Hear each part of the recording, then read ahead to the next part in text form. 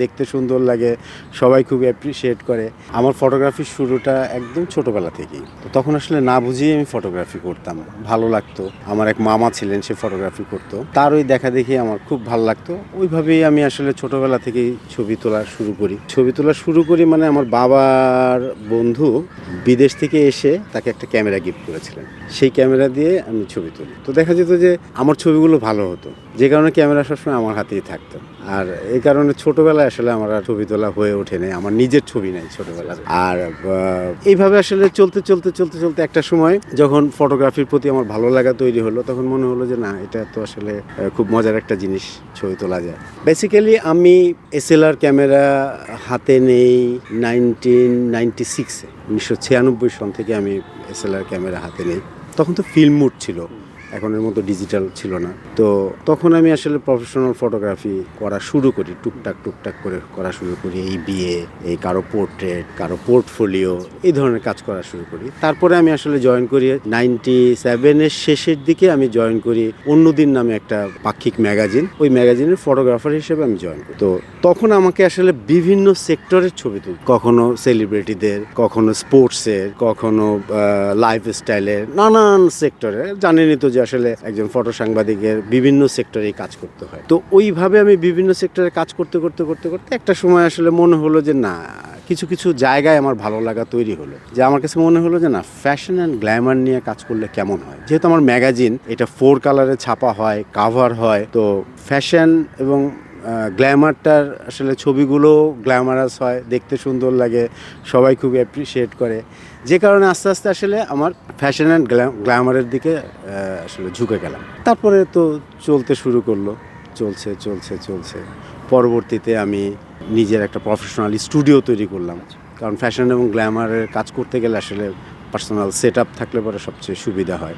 বিভিন্ন সেলিব্রিটিরা তাদের makeup get up নিয়ে তাদের পোর্টফোলিও তৈরি হয়, বিভিন্ন কম্পিটিশনে অ্যাটেন্ড করে। তো সেই ক্ষেত্রে আসলে স্টুডিওটা খুব জরুরি। তো আমি একটা নিজে স্টুডিও তৈরি করলাম। তারপরে তো এই আস্তে এখন কখন যে এতটা সময় পার করে আসছি, এটা আসলে আমি নিজেও বলতে পারবো না। এই অচিরেই 30 বছরে পদার্পণ করব ফটোগ্রাফির। আমি যদি 97 থেকে যদি ধরি, তাহলে আসলে 2027-এ গিয়ে আমার 30 বছরে আমার ফটোগ্রাফির কেরিয়ারটা 30 বছরে পড়বে। তো হঠাৎ করে আমার কাছে মনে হলো যে 30 বছর তো বড় একটা লম্বা সময়। হ্যাঁ, তো এই সময়টা আমার কিভাবে চলে গেল, কি করলাম আসলে। পেছনের দিকে ফিরে তাকালে পরে দেখা যায় যে অনেক চড়াই উতরাই পেরিয়ে এইখানে আসা। বাট যখন আসছি তখন মনে হয়নি যে এতটা চড়াই উতরাই পার করে তারপর আমাদের এখানে আসা। তো যাই হোক, আমার আসলে 30 বছরের ফটোগ্রাফি ক্যারিয়ারে আমি অনেক কিছুই পেয়েছি, অনেক অভিজ্ঞতার সম্মুখীন হয়েছি। মানে তিক্ত বলেন বা মধুর বলেন, যেটাই বলেন, তবে মধুর অভিজ্ঞতাগুলোই আসলে বেশি। যেটা বিষয় আমরা দেখি যে অনেক সময় ফটোগ্রাফি যারা লাইফস্টাইল বা যেগুলো করে, অনেকে কিন্তু দেখি এক সময় মানে ফটোগ্রাফিতে থাকে না, তারপর আপনার দেখছি আপনি আসলে টিকি থাকে বা ধৈর্য এতটা কি? হ্যাঁ, এটা একটা ভালো কথা বলেছেন যে তাদের প্রফেশনে কন্টিনিউ করে না।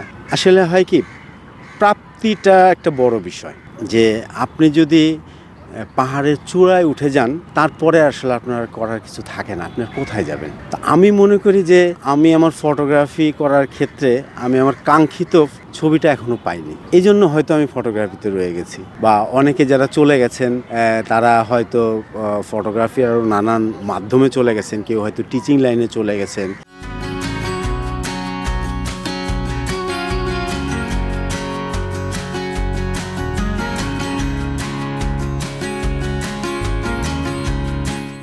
কেউ হয়তো ফটোগ্রাফি নিয়ে আরও বড় কিছু করার জন্য তারা চলে গেছেন।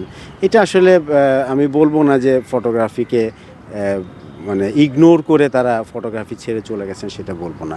আর একটা বড় বিষয় হচ্ছে, ফটোগ্রাফিতে কিন্তু মানে শারীরিক পরিশ্রমের একটা বিষয় আছে। মানে আপনার ফিজিক্যাল ফিটনেসটা একটা জরুরি বিষয় কিন্তু।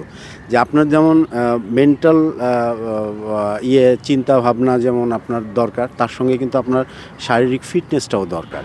কারণ আপনাকে বিভিন্ন মাঠে ঘাটে প্রান্তরে বিভিন্ন জায়গায় কাজ করতে হয়, রোদের ভিতরে কাজ করতে হয়, বিভিন্ন জায়গায় ছুটোছুটি করতে হয়, ক্যামেরার ইকুইপমেন্টের অনেক ওয়েট থাকে, সেগুলোকে ক্যারি করতে হয়, নানান ধরনের ইয়ে থাকে। তো ফিজিক্যাল ফিটনেস একটা বড় বিষয়। তো অনেকে হয়তো ফিজিক্যাল ফিটনেসটা বা শারীরিক বা অসুস্থতার কারণে অনেক সময় তারা সরাসরি ফটোগ্রাফিটা হয়তো করছেন না, বাট ফটোগ্রাফিটাকে তারা পেট্রোনাইজ করছেন।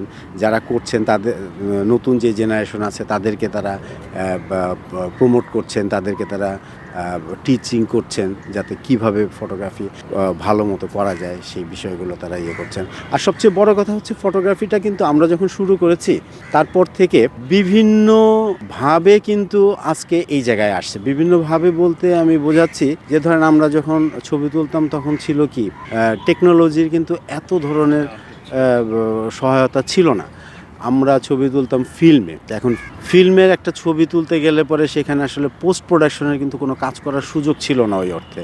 আমাদের যদি একটা এক্সপোজার যদি আমাদের একটু উল্টাপাল্টা হয়ে যেত, মানে আমি কম বা বেশি হয়ে যেত, তখন সেটাকে আসলে ম্যানেজ করা সম্ভব হতো না। কালার চলে যেত, বার্ন করে যেত বা ডার্ক হয়ে যেত। বাট এখন অনেক অনেক সুযোগ, এখন ফটোগ্রাফিটা অনেক সহজ আমি বলবো। আবার পাশাপাশি যেহেতু এখন ফটোগ্রাফিতে সহজ হওয়ার কারণে অনেকে এসে ঢুকেছে, এই জন্য কম্পিটিশনটা অনেক বেশি। কার থেকে কে বেশি ভালো করতে পারবে সেটার একটা বিশাল কম্পিটিশন।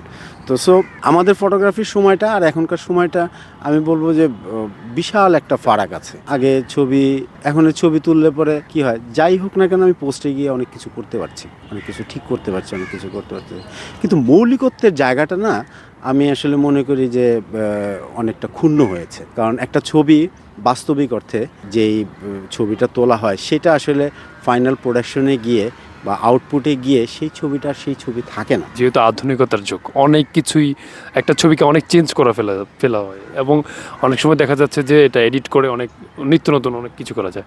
এখন আপনার বর্তমান সময়ে এটার ক্ষেত্রে দেখা যাচ্ছে কেমন, বা অনেক সময় এই ঝুঁকি তৈরি হচ্ছে কিনা, বা এডিটের ক্ষেত্রে অনেক দেখা যাচ্ছে যে নতুনত্ব আরেকটা সৃষ্টি হয়ে যাচ্ছে। হ্যাঁ, ঠিক বলেছেন আপনি। কারণ এখনের ছবি, আগে একটা সময় ছবি কিন্তু কথা বলতো, ছবি কিন্তু ছিল হচ্ছে প্রুফ যে আমি কি করেছি, সেটার ছবিটাই ছিল হচ্ছে এটার এভিডেন্স। বাট এখন ছবিটা কতটুকুন সত্য বা কতটুকুন মিথ্যা সেইটার জাজমেন্ট করতে হচ্ছে, যে আদৌ আপনি আর আমি কথা বলছি এটা কি ছবি নাকি পোস্ট প্রোডাকশনে গিয়ে এডিট করে বসানো হয়েছে। কিন্তু আমরা যখন শুরু করেছি ফটোগ্রাফিটা তখন এই সুযোগটা কখনোই ছিলই না, যে আপনার আমি দুজন দুই জায়গায় থেকে একই ফ্রেমে থাকবো, এটা কোয়াইট ইম্পসিবল একটা বিষয় ছিল। তো এইটাই একটা প্রুফ ছিল যে আমি আপনার সঙ্গে কথা বলেছি, এই দেখেন ছবি। কিন্তু এখন সেই প্রুফটা করার কোনো ওয়ে নেই, কারণ এখন হচ্ছে ছবিকে এখন জাস্টিফাই করতে হয়, ছবিকে এখন কাঠগড়ায় দাঁড়াতে হয় যে এই ছবি কি সত্য না মিথ্যা। তো এইটা আমি মনে করি যে আসলে ফটোগ্রাফির বা ক্ষেত্রে আসলে খুবই একটা দুর্বল একটা জায়গায় ফটোগ্রাফিকে নিয়ে আসা হয়েছে। কারণ ফটোগ্রাফি একটা সময় ছিল স্ট্রং এভিডেন্স। এখন সেই স্ট্রং এভিডেন্সটা প্রুফ করার জন্য ফটোগ্রাফের পরে আরও কয়েকটা স্টেপ পার হতে হয়। একটা বিষয় জানতে চাই, যেটা হচ্ছে যে আপনি তো যেহেতু ফটোগ্রাফিতে এসেছেন, শখের বসে এসেছেন নাকি আসলে ভালোবেসে ফটোগ্রাফির পেশাটা? আসলে ফটোগ্রাফিটা যে আমার পেশা হবে এটা আমি কখনো কল্পনা করিনি। আমার ভালো লাগা ছিল, আমি ভালোবাসতাম, কিন্তু একটা তো প্রফেশন নিতে হবে। যে কখন যে আসলে ফটোগ্রাফিটাই আমার প্রফেশন হয়ে গেছে আমি নিজেও বুঝতে পারিনি। আমার ভালো লাগা থেকে আমি ফটোগ্রাফি শুরু করি, পরবর্তীতে আমার প্রফেশন হিসেবেই আমি আসলে এই ফটোগ্রাফিটাকেই